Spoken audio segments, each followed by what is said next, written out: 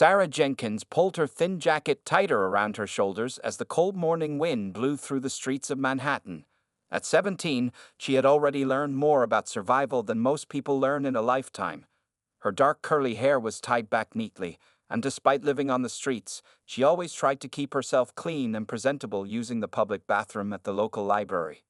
Every morning, Sarah woke up before sunrise in the abandoned building she called home. The old brick structure stood in a forgotten corner of the city, where most people didn't bother to look. She shared this space with four other homeless people who had become like family to her. Old Tom, a kind veteran who always saved food for others. Maria, a middle-aged woman who lost everything during the recession. Teenage brothers Kevin and Marcus, who ran away from an abusive home. Sarah's daily routine started with checking on her makeshift family. She made sure old Tom had taken his heart medicine, which she helped him get through a free clinic. Then she would share whatever food was left from yesterday with the others. Even when she had very little, Sarah always divided everything equally. "You're too kind for these streets, child," old Tom would often say, his weathered face creasing with worry. But Sarah just smiled, remembering her mother's words before she passed away. Kindness costs nothing but means everything. During the day, Sarah worked whatever jobs she could find. Sometimes she helped Mr. Chen at his small grocery store, organizing shelves or cleaning. Other times, she assisted Mrs. Patterson, an elderly woman, with her groceries and household chores. They didn't pay much, but Sarah never complained. Every dollar she earned was carefully saved in a small tin can hidden beneath a loose floorboard in the building. One day, she would whisper to herself, "I'll finish high school and make Mom proud." Sarah had been a good student before everything fell apart. She still carried her old school ID card as a reminder of her dreams. Sometimes, she would sit in the public library for hours, reading borrowed textbooks and teaching herself from free online resources using the library computers. The librarian, Miss Thompson, pretended not to notice when Sarah stayed until closing time, especially during bad weather. Life wasn't easy, but Sarah found small joys where she could. She loved watching the sunrise from the building's roof, painting the sky in beautiful colors above the city skyline. She enjoyed helping younger homeless kids with their homework when they came to the library. Every Sunday, she volunteered at the local soup kitchen, not as someone who needed help, but as someone who gave it. One particular morning, Sarah found a lost wallet on her way to Mr. Chen's store. Inside was over $300 in cash, credit cards, and an ID belonging to a wealthy-looking businessman. Without hesitation, she turned it in to the nearest police station. The officer looked surprised, probably not expecting such honesty from a homeless teenager. "Life is hard enough," Sarah told Maria later that day, as they shared a warm cup of coffee from a kind food cart owner. "But being honest helps me sleep at night, even if my bed is just a pile of blankets on the floor." Sarah's most precious possession was a small silver locket containing the only photo she had of her mother. She didn't remember much about her father. Her mother rarely spoke about him before she died. After her mother's death 5 years ago, Sarah had bounced between foster homes, each worse than the last, until she finally ended up on the streets. But she never let her circumstances break her spirit. As the day turned to evening, Sarah made her way back to the abandoned building, stopping to pick up some day-old bread that the local bakery was throwing out. She divided it carefully among her makeshift family, keeping the smallest piece for herself. As they sat together in their corner of the building, sharing stories and dreams, Sarah felt a strange sense of peace. "Tomorrow will be better," she told herself, as she did every night before falling asleep. She didn't know then that tomorrow would change her life forever.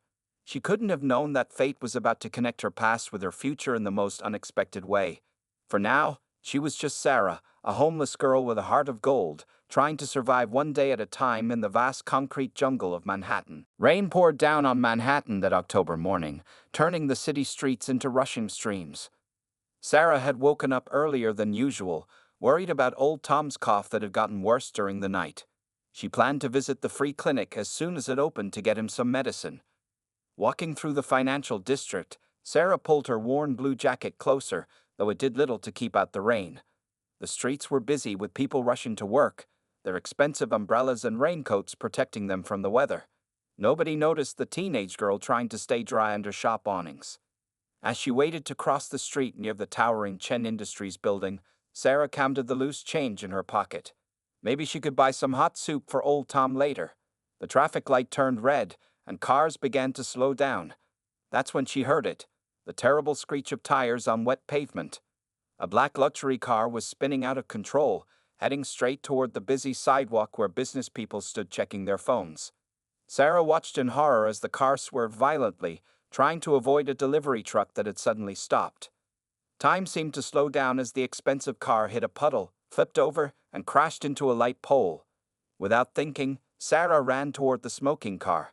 Other people stood frozen, some filming with their phones, but nobody moved to help. The rain made it hard to see, but Sarah could make out someone moving inside the overturned vehicle. "Call 911. She shouted to the crowd as she dropped to her knees beside the driver's window. Inside, a middle-aged Asian man in an expensive suit was hanging upside down, still strapped in by his seatbelt. His face was bleeding, and he seemed confused. "Sir, can you hear me?" Sarah called out, trying to stay calm. The man groaned in response. Sarah noticed the smell of gasoline getting stronger. She knew from old Tom's stories about his time as a mechanic that this was very dangerous. The door was stuck, but the window had shattered. Sarah could feel the sharp glass cutting her hands as she reached inside to help the man with his seatbelt. "I'm going to help you get out," she said firmly. "The car might catch fire." The man was heavy, and Sarah wasn't very strong, but somehow she found the strength to help him slide out through the window. Her jacket tore on the broken glass, but she didn't care. Just as they cleared the car, she saw the first flames appear under the hood. Sarah helped the man move away from the vehicle, half carrying him despite her small size. They had barely reached the sidewalk when a loud boom echoed through the street. The car had exploded, sending pieces of metal flying everywhere. Someone had finally called an ambulance, and Sarah could hear sirens in the distance. The man she had saved was now sitting on the curb, looking dazed but alive. His expensive suit was ruined, and blood trickled from a cut on his forehead, but he was breathing. "Thank you," he whispered, trying to focus his eyes on her. "You saved my life." Sarah noticed his name badge had fallen on the ground. Marcus Chen, CEO, Chen Industries. So this was the man who owned the massive building behind them. Before she could respond, the crowd that had been filming suddenly surged forward, phones pointed at them, everyone trying to capture the moment. The attention made Sarah uncomfortable. She wasn't used to people looking at her, let alone filming her. As the ambulance and fire trucks arrived, creating chaos and noise, Sarah did what she had learned to do when things got too intense. She disappeared into the crowd. Her hands were bleeding from the glass cuts, her only jacket was ruined, and she was soaked to the bone. But Sarah didn't care. She had helped someone who needed it, just like others had sometimes helped her. As she walked away, news vans were already pulling up to the scene. Back at the abandoned building, Maria helped clean and bandage Sarah's cuts. "You could have died," she scolded, but her voice was full of pride. Old Tom patted Sarah's shoulder with tears in his eyes, saying she was just like her mother, brave and kind. That evening, Sarah watched herself on the news through the window of an electronics store. The shaky phone videos showed her pulling Mr. Chen from the car, but her face was hard to see in the rain. The reporters called her the mystery hero of Manhattan and wondered who she was and why she had disappeared. Sarah smiled to herself and walked away. She didn't need recognition or rewards. She had done what was right, and that was enough.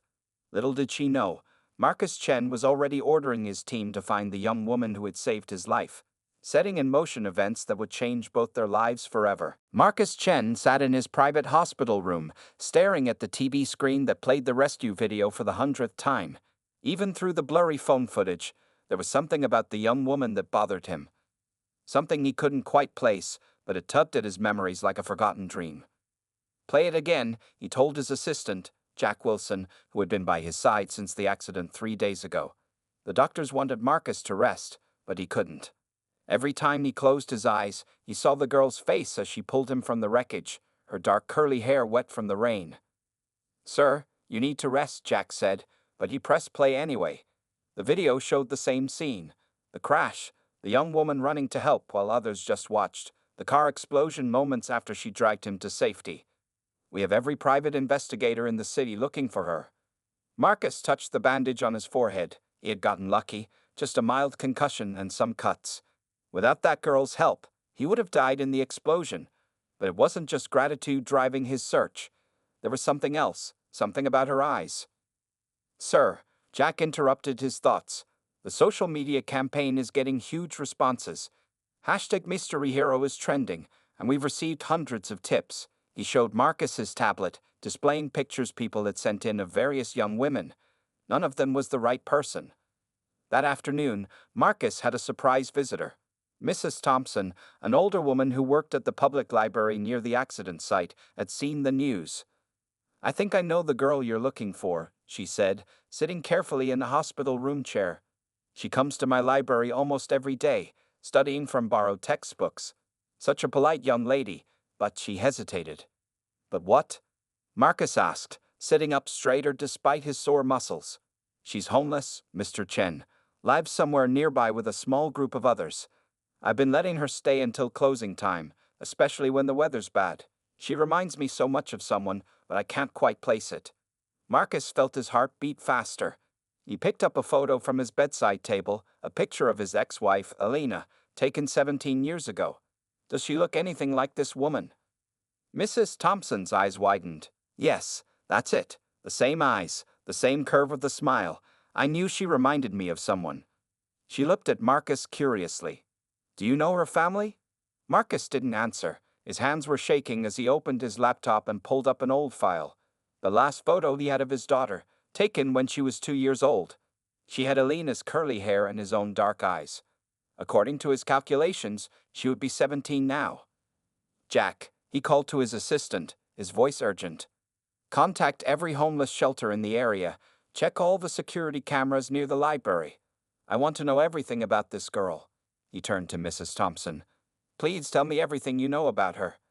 As Mrs. Thompson shared what she knew, how the girl helped younger kids with homework, her perfect manners, her determination to finish her education, Marcus felt a mix of hope and terrible guilt growing in his chest. Could this homeless teenager really be his long-lost daughter? The next few days passed in a blur of activity. Marcus checked himself out of the hospital against his doctor's advice. He set up a command center in his office, with dozens of people working to find the mysterious young woman. Every detail Mrs. Thompson shared was investigated, every possible lead followed. Security cameras showed the girl often walked through the financial district early in the morning. She sometimes helped at a small grocery store, though the owner only knew her as Sarah. Each new piece of information made Marcus more certain and more anxious. Late one night, as he stared at the city lights from his office window, Marcus remembered his bitter divorce from Alana 15 years ago. How she had taken their daughter and disappeared. How he had searched for years without success. How he had eventually given up, throwing himself into his work to numb the pain. "I found you once," he whispered to the city below, "and I lost you. I won't lose you again." He pressed his forehead against the cool glass, watching the rain fall on the streets where his daughter might be sleeping tonight. "This time, I'll make things right." On his desk, dozens of photos and reports painted a partial picture of a brave, kind young woman who had saved his life. But for Marcus, they painted something more, a second chance to be the father he should have been 15 years ago. Now, he just had to find her. Painful revelations. Marcus sat in his office, surrounded by stacks of papers, police reports, foster care records, and hospital documents. Each page told another piece of the heartbreaking story of his daughter's life. His private investigators had worked day and night for a week to uncover the truth, and now he almost wished they hadn't. "Sir," Jack said softly, placing another file on the desk, "we found Elena's death certificate." Marcus picked up the paper with trembling hands. His ex-wife had died 5 years ago in a public hospital with no money and no family by her side. The cause of death was listed as pneumonia, but the real killer had been poverty. The story came together like pieces of a broken mirror, each shard reflecting another moment of pain. After Elena had taken Sarah and disappeared, they had moved from city to city, always struggling to make ends meet. Alana had worked multiple jobs, trying to give Sarah a normal life, but it was never enough. Marcus opened his laptop and played a video his investigators had found. It showed a 12-year-old Sarah at a school talent show, singing beautifully on stage. Alana sat in the audience, recording with a cheap phone, looking thin but proud. This was just months before she got sick. What happened next? Marcus asked, though he already knew from the reports. Jack picked up another file. When Alana died, Sarah was placed in foster care. The first family seemed good on paper, but he trailed off, pointing to a police report. Sarah had run away after 3 months. The investigation revealed abuse, but by then she was already in another home. Marcus felt sick as he read through the list. 6 foster homes in 2 years, each one marked by neglect or abuse. The last one had been the worst. The foster father was now in jail for what he had done to other children. Sarah had escaped before he could hurt her, but the damage to her trust in adults was already done. She was 15 when she ran away for good, Jack continued. The system listed her as another statistic, just one more teenage runaway. She disappeared into the streets of Manhattan. But she hadn't given up. Marcus read through Mrs. Thompson's detailed statement again. Even homeless, Sarah had kept studying. She helped others, worked honest jobs, and somehow kept her spirit unbroken, just like her mother had done. I should have looked harder, Marcus whispered, his voice thick with emotion. I had all this money, all these resources, and I stopped searching after 3 years. I told myself Alina would contact me if they needed help. I convinced myself they were fine without me. He stood up and walked to his office window, looking down at the city that had been hiding his daughter in plain sight. All those years he had been building his business empire, she had been suffering just blocks away from his luxury penthouse. The investigators had found more recent photos from security cameras and social media posts. Sarah helping an elderly woman with her groceries. Sarah volunteering at a soup kitchen. Sarah pulling him from the burning car without hesitation. In every image, she showed the same kindness that Alina had possessed. There's one more thing, sir, Jack said hesitantly. We found this in the hospital records from when Elena died. He handed Marcus a wrinkled envelope. Inside was a letter Elena had written to him, never sent. Marcus read it slowly, tears falling on the faded paper. Elena had apologized for running away, explained how afraid she had been of losing Sarah in the divorce. She wrote about all the times she had almost called him for help, but pride and fear had held her back. The letter ended with a plea. If anything happens to me, please find Sarah. She needs her father, even if I was too stubborn to admit it. 5 years, Marcus said, his voice breaking. She's been alone for 5 years while I lived in luxury. I could have prevented all of this. He looked at the most recent photo of Sarah, taken just days ago near the library. How do I even begin to make this right? Jack gathered the files carefully. Maybe start by being honest with her, he suggested. She deserves to know the truth. Marcus nodded slowly, touching the photo of his daughter. She had saved his life without knowing who he was. Now he had to find the courage to face her, to tell her everything, and to accept whatever she decided to do with the truth. The connection. Rain was falling again on Manhattan when Marcus's private investigator, David Cooper, called with the news they had been waiting for. We found her, Mr. Chen, David said, his voice excited. She's staying in an abandoned building on East 14th Street. We have confirmation from multiple sources. Marcus gripped his phone tightly. After 2 weeks of searching, they had finally located Sarah. She had moved from her usual spot after the accident made the news, making it harder to find her. But David's team had carefully followed every lead, talking to street vendors, shelter workers, and other homeless people. There's more, David continued. We managed to get a DNA sample from a cup she used at the library yesterday. The lab just sent the results. He paused for a moment. It's a match, sir. She's definitely your daughter. Marcus sat down heavily in his office chair, overwhelmed by the confirmation. Even though he had been almost certain, having scientific proof made it real in a way that shook him to his core. Sarah Jenkins, the homeless girl who had saved his life, was without any doubt his long-lost daughter. That evening, Marcus drove to the location in his least expensive car, trying not to draw attention. He parked across the street from the old brick building and watched. Through a broken window, he could see flickering candlelight. His security team had confirmed that Sarah lived there with 4 other homeless people. As he waited, he saw Sarah emerge from the building.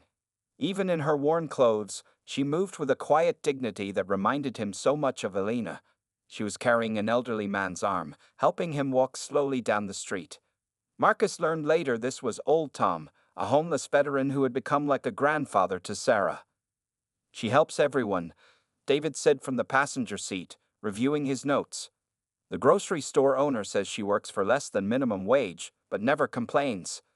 The librarian says she tutors homeless kids for free. Even at the shelter where she sometimes volunteers, they don't know she's homeless herself. Marcus watched as Sarah and old Tom returned about an hour later. She was carrying medicine bags from the free clinic, and despite her obvious exhaustion, she was smiling as she helped the old man inside. His heart ached seeing his daughter living in such conditions, yet showing such strength and kindness. The social worker's reports from her foster care days are interesting, David continued softly. Even after everything she went through, every report mentions her compassion for others.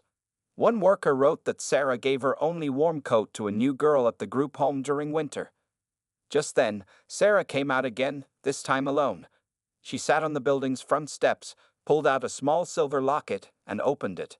Through his car's tinted windows, Marcus could see her looking at something inside. He would later learn it was the only photo she had of Elena. Should we approach her now?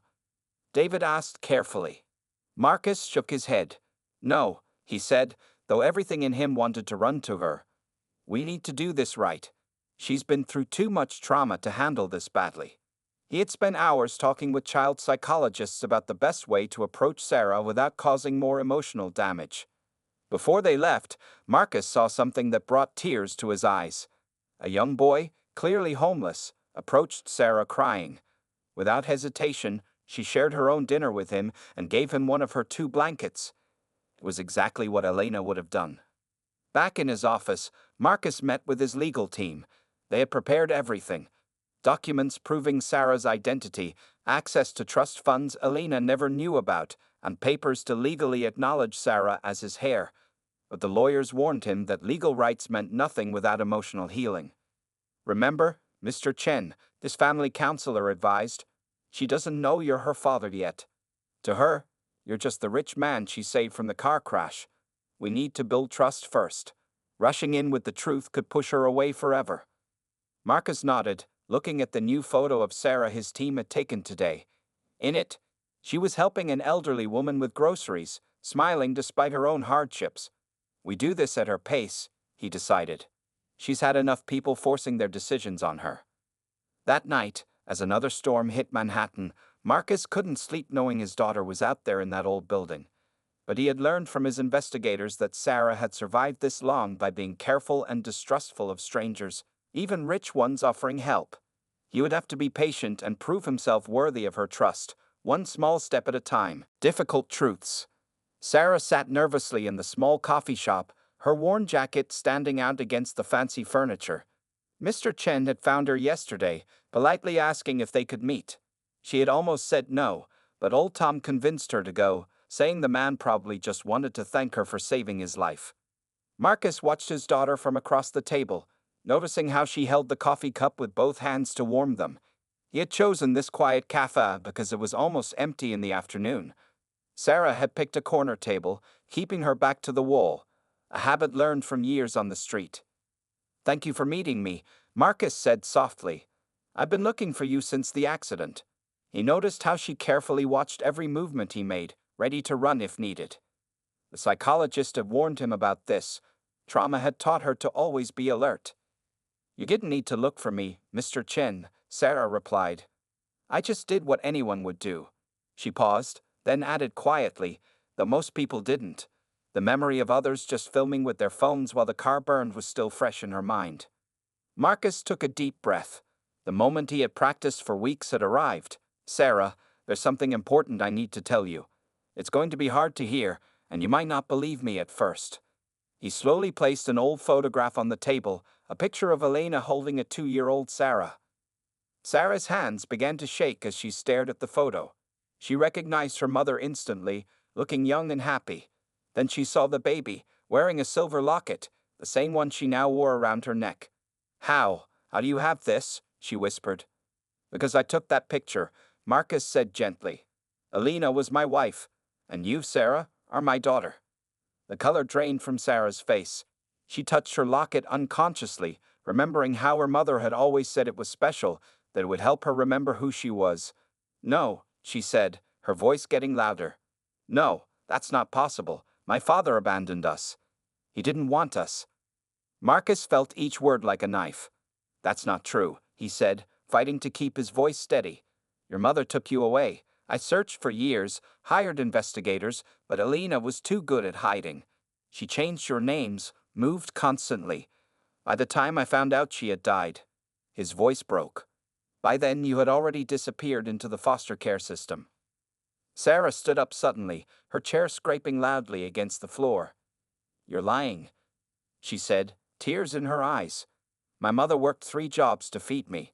She died alone in a hospital while you lived in your fancy tower. If you really looked for us, how did you not find us? You're Marcus Chen. You have more money than most people can imagine. Other customers were starting to stare, but Marcus didn't care. I know I failed you, he said, his own tears falling now. I should have looked harder, longer. I should have found you before Elena got sick. Not a day goes by that I don't hate myself for giving up the search. Sarah grabbed her old backpack, ready to run. But before she did, she turned back to Marcus. My mother died thinking nobody cared, she said, her voice shaking with anger and pain. I spent 5 years in foster homes where people hurt me. I've lived on the streets, been hungry and cold and scared. Where were you then, Dad? The way she said Dad, like it was a curse, made Marcus flinch. Sarah, please. He reached for her hand, but she pulled away. Don't touch me, she shouted. I don't want your money or your guilt or your excuses. I survived without you for 15 years. I don't need you now. She turned and ran from the cafe, leaving Marcus sitting alone with the photo and his regrets. Through the window, he watched her disappear into the crowd. His security team would keep her safe from a distance, but he knew he couldn't force her to accept him. The psychologist had warned him this might happen, that years of abandonment and trauma couldn't be fixed with one conversation. I'll wait, he whispered to himself, carefully putting the photo away. I'll wait as long as it takes. He remembered how she had run toward danger to save him, a stranger. Maybe someday she could find it in her heart to save their relationship too. But first, she needed time to process this truth that had shattered her world once again. 2 months had passed since the coffee shop confrontation. Winter was settling over Manhattan, bringing bitter cold that made life on the streets even harder. Sarah still lived in the abandoned building, but small changes had started happening around her that she couldn't ignore. First, the building's owner suddenly decided to turn on the heat and electricity, claiming a clerical error had kept them off. Then the local grocery store where Sarah worked gave her a surprise raise and more hours. The free clinic that helped old Tom got an anonymous donation of exactly the expensive medicine he needed. Sarah knew who was behind these changes. She had seen the black car that sometimes parked across the street, Marcus's security team watching over her from a distance. But he never approached her directly, never forced his presence on her.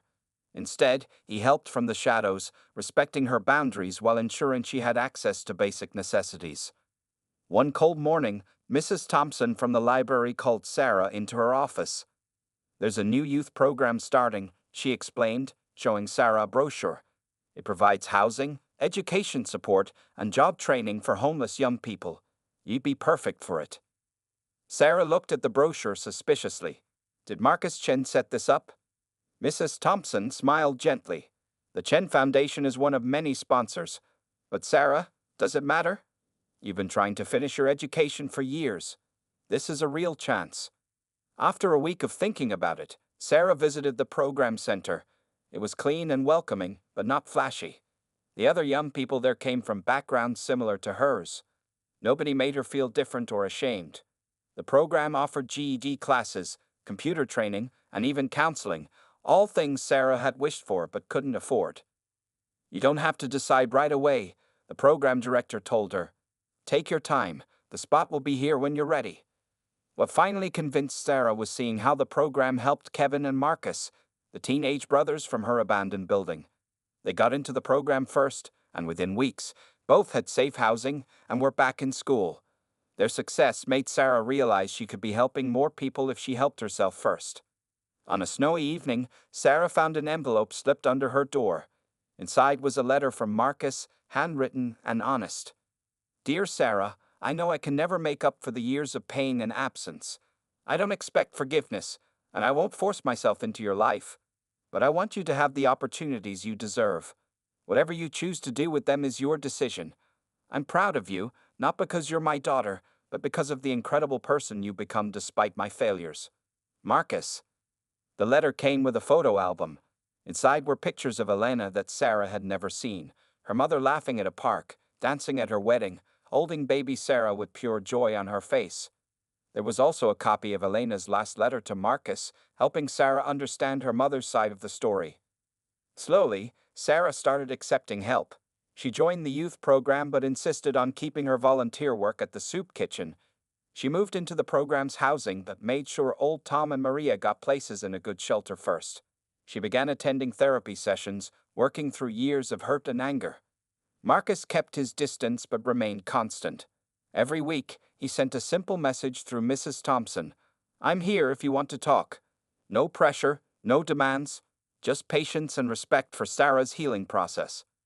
One day, after a particularly good therapy session, Sarah asked her counselor, "How do you forgive someone who wasn't there when you needed them most?"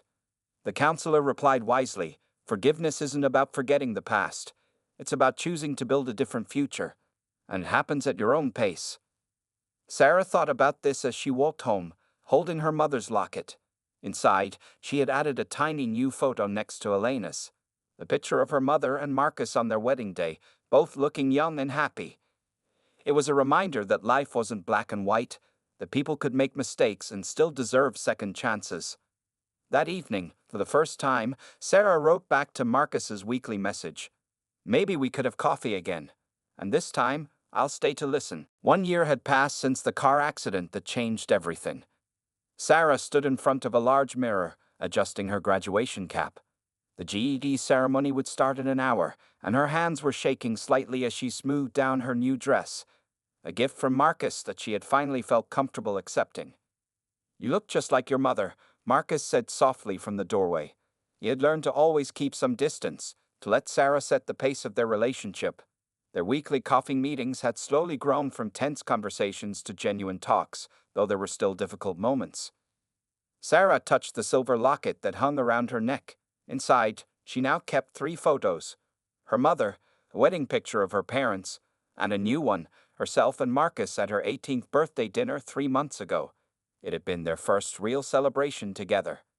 "The foundation board is waiting," Marcus reminded her gently. The Chen Yu Foundation had grown from a single program to a citywide initiative, helping hundreds of homeless young people. Sarah had insisted on being involved, using her experience to make sure the help offered was what kids really needed. Old Tom sat in the front row at the graduation ceremony, now healthy and living in a comfortable senior home. Next to him were Maria, Kevin, and Marcus, all wearing proud smiles. When Sarah walked across the stage to receive her diploma, she heard them cheering. For the first time in years, she felt like she had a real family. "I have something to tell you all," Sarah announced at the celebration dinner afterward. She pulled out an envelope and handed it to Marcus. Inside was her college acceptance letter. She would start classes at New York University in the fall, planning to study social work. "I want to help kids like me," she explained, watching tears form in Marcus's eyes. "But I'm doing it my way. I'll accept help with tuition, but I'm keeping my job at the foundation. Those kids need to see that someone who lived their life can make it." Marcus nodded, understanding and respecting her independence. He had learned that Sarah was stronger because of her struggles, not despite them. His daughter had taught him more about courage and integrity in 1 year than he had learned in all his years of running a business empire. The foundation office had become Sarah's second home. On its walls hung photos of success stories: Kevin graduating high school, Maria teaching cooking classes at the shelter, old Tom mentoring veteran outreach programs. But the most powerful image was the news photo from a year ago: a rainy day, a burning car, and a homeless girl who didn't hesitate to help a stranger. "Sometimes the worst moments lead us to the best changes," Sarah told a group of teenagers at the foundation's new youth center.